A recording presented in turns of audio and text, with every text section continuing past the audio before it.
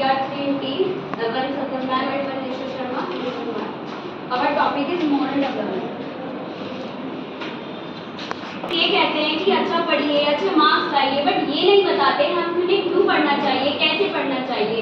अगर उन्हें किसी चीज़ में प्रॉब्लम आती है कि बच्चे क्यों नहीं पढ़ पा रहे, पहले हमें उनकी प्रॉब्लम सुननी चाहिए, उन्हें बताना चाहिए कि अगर आपको कोई भी कैसी भी प्रॉब्लम है तो आप हमें बताइए, हम उसका आपको सोल्यूशन देंगे, फिर वो जिससे वो पढ़ सकते हैं।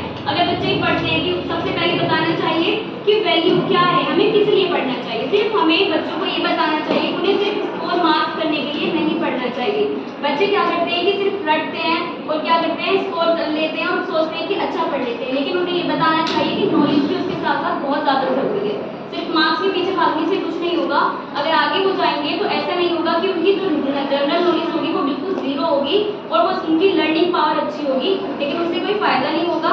तो उन्हें समझाना चाहिए कि हमें किसी भी टॉपिक को इस तरीके से पढ़ना चाहिए कि लाइफ टाइम में अगर बच्चे क्या करते हैं कि अगर उनका पीए फर्स्ट का वर्क कंप्लीट हो गया, पीए सेकंड में उनसे पीए फर्स्ट का पूछा जाए, मैथ्स भी, इनफैक्ट मैथ्स तो ऐसा सब्जेक्ट नहीं होता जिसको लर्निंग किया जाए, वो तो एक ऐसा सॉल्यूशन मेथड होता है जिसको सिर्फ हम सीखते हैं। फिर भी बच्चे FA1 कभी FA2 में नहीं बता पाते कि वो कैसा था, बिकॉज वो घर जाके उसको खुद नहीं पढ़ते हैं, ट्यूशन में सिर्फ होमवर्क करते हैं, सेल्फ स्टडी नहीं करते हैं। हमें उन्हें बताना चाहिए कि स्टडी का मतलब ये होता है कि घर पर स्कूल के वर्क से अलग, ट्यूशन के वर्क से अलग उन्हें सेल्फ स्टडी करनी चाहिए, खुद के लिए, अपनी जनरल नॉलेज के लिए, ना कि सिर्फ मार्क्स के पीछे उन्हें भागना चाहिए। अगर हम उन्हें अच्छे से ये वाली मोरल बातें उन्हें डेली बताएंगे तो मे भी समझ जाएंगे और वो इस तरीके से पढ़ेंगे कि वो मार्क्स के पीछे नहीं जाएंगे और उनका फ्यूचर भी अच्छा हो जाएगा जब वो अच्छी।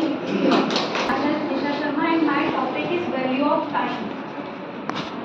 है कि टाइम पर वर्क कंप्लीट करो, टाइम पर वर्क कंप्लीट करो, लेकिन हम उन्हें कभी भी ये नहीं बताते कि एक टाइम को किस तरीके से मैनेज कर सकते हैं।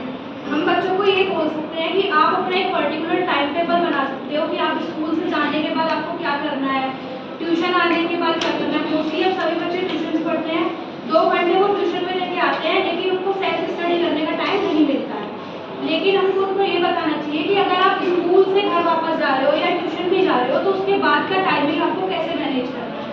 आप शाम को खाना खाने के बाद का टीवी का टाइम, आपका मोबाइल का टाइम बिल्कुल एग्जैक्ट कि मुझे इतने टाइम में मोबाइल देखना है, इतने टाइम में टीवी देखना है। जैसे मैं भी अगर एजुकेशन करती हूँ या मेरे को मोबाइल भी चलाना है तो मेरा एक पर्टिकुलर टाइम है कि मेरे को टीवी इस टाइम देखना है या मोबाइल इस टाइम देखना है, इस टाइम पढ़ना है, इस टाइम अपना प्लानिंग करनी है। तो हर चीज़ में टाइम हम उनको बता सकते हैं कि अपना टाइम किस तरीके से आप मैनेज कर सकते हो। बोलने से सिर्फ नहीं होगा कि टाइम पर वर्क कंप्लीट करो, टाइम पर करो, उनको बताओ कि टाइम टेबल किस तरीके से हम मैनेज कर सकते हैं अपने टाइम को। My name is Sajal Shankar, my topic is live exam. मैंने बताया value of education, value of time.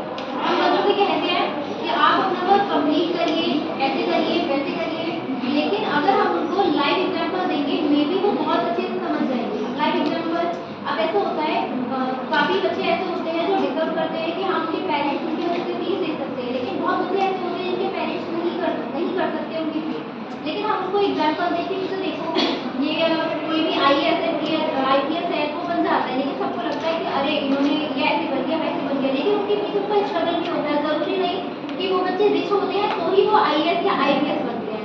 ऐसा भी हो सकता है कि उन्होंने बहुत ज़्यादा मेहनत करी हो, घर पर कैसे स्टडी करी हो। अगर हम उनको ऐसे एग्जाम्पल देंगे, लाइव एग्जाम्पल, तो मे बी वो बहुत अच्छे से इस चीज़ को समझ जाएंगे कि हमारी लाइफ में हमारी स्टडी की क्या वैल्यू है और क्या